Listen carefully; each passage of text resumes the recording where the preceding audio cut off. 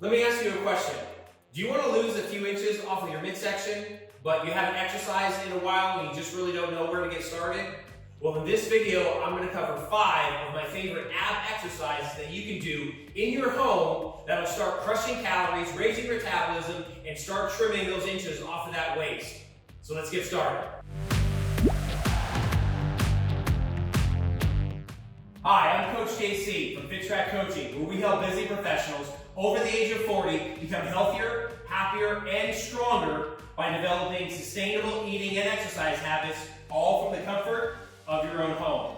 So like I said in the intro, we're going to cover 5 of my favorite ab exercises for beginners to really start losing those inches and raising that metabolism. So as you see, I'm in my home gym, and all that you're going to need is just a little bit of some surface and a chair. So the very first movement that we're going to be doing is from a seated position. It's what I like to call seated leg raises. So you're going to sit on the edge of the seat. Your fingertips are going to be right here on the edge just for stability. You're going to sit tall, chest out, shoulders back. You're going to have your knees bent at a 90-degree angle. And all you're going to do as you're sitting tall, you're going to raise that knee and try to get it to your chest. Now the most important thing when you do this is that you are raising the knee to your chest. You're not rolling the back and trying to lean over. We always want to protect that lower back. So you're raising that knee up, pause for about 1 second, and then slowly lower back down. And then raise it up, pause, and then back down. So you're going to do all the movements on one side, and then we'll switch to the other leg. That's movement number 1. Movement number 2 is what I like to call the seated ab twist. So from this position, you're still going to be in that seated position.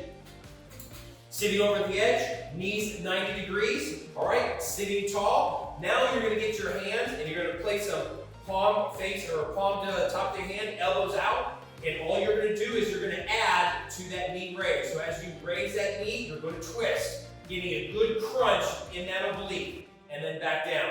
And then raise the opposite, crunch, and then back down. The entire time that I'm doing this, I'm always sitting tall, chest out, shoulders back, protecting that lower back. So that's exercise number 2, to really hit the obliques.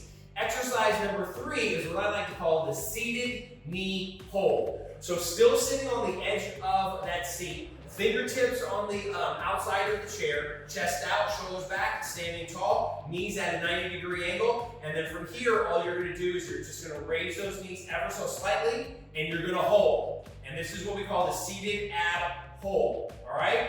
And then you're going to lower them down. That's exercise number 3. So the next one is what I like to call a standing ab twist. So from here, we'll move the chair. Now you can do this body weight, or if you have a dumbbell or can or any type of weight in your home that you can use. For this one, I'm just going to use a simple dumbbell. And so I'm going to hold it end facing up and the other one facing down, holding it just like you would be holding a hammer, okay? And then all you're going to do, engage that core. What I mean by engage is squeeze, like you're trying to protect yourself from being hit. And you're going to twist to one side and then center. Twist to the other side and center. Now the whole time that I'm doing this, notice that both of my feet are facing forward. As I twist, I'm just twisting at the waist to really get the engagement of the upper, lower, and those obliques. Notice I'm not swinging it over. I'm not raising my toe. All right, all I'm doing is I'm holding it in front, over to the side, squeeze, and then center. Over to the side, squeeze, and to the center. If I was doing it body weight, grab your hands, just lock them together like you have a fist, slight bend in the elbows, holding them out in front of you, and the same thing. Twist, squeeze, and forward. Twist, squeeze, and forward. So that's the 4th exercise. For my 5th and final exercise, I like to call wood chops. So you can do this body weight or with a light dumbbell, no more than 5 to 10 pounds. All right, and all you're going to be doing, again, holding it just like we did with the standing ab twist, and you're going to be bringing it over your shoulder, just like you're grabbing an axe, and you're going to be swinging it down towards the pocket of the opposite hip, just like this, and swing it down, chopping it, and chop. Now notice, again, my feet are facing forward. I'm keeping that chest nice and tall. Bring it over and chop. Over and chop. And every time that I do that, I'm engaging that core. So I'm working the fast slow twitch muscle fibers, which means I'm engaging more muscles in a shorter amount of time. All right? So you're going to do that on one side and then do that for the other.